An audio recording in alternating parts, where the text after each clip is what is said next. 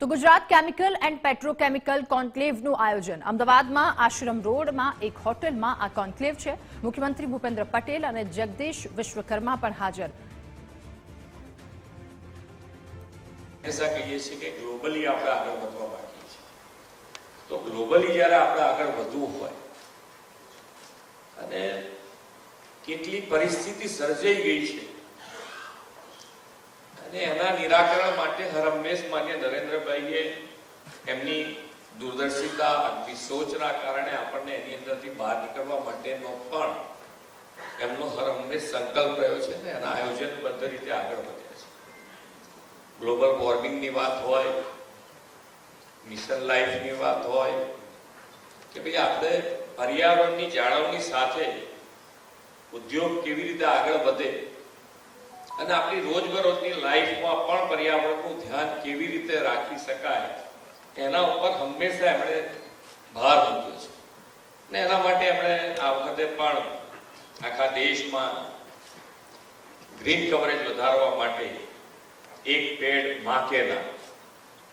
અને આપણા બધા અહીંયા બેઠેલા લગભગ એની અંદર જોડાયા હશે અને દરેક જણે પોતાના હાથે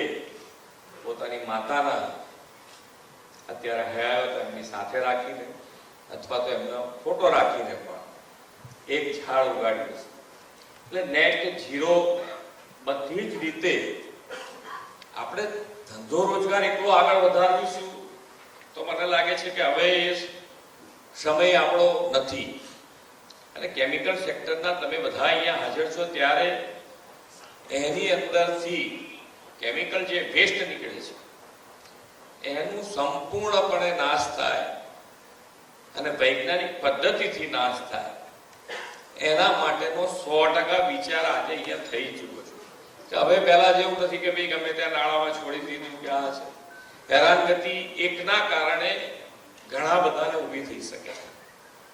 ઘણા ઇન્ડસ્ટ્રીઝ વાળા હેરાન પણ થયા છે કારણ કે ક્યાંક ને ક્યાંક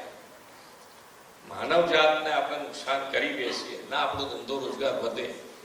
એવું તો આપણે ન જ કરી શકાય। એટલે એના ઉપર આપણે 100% ભાર મૂકવો છે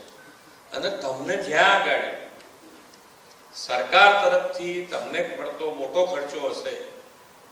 તો સરકાર એની માટે તમારી સાથે 100% ઊભી રહેવા તૈયાર છે,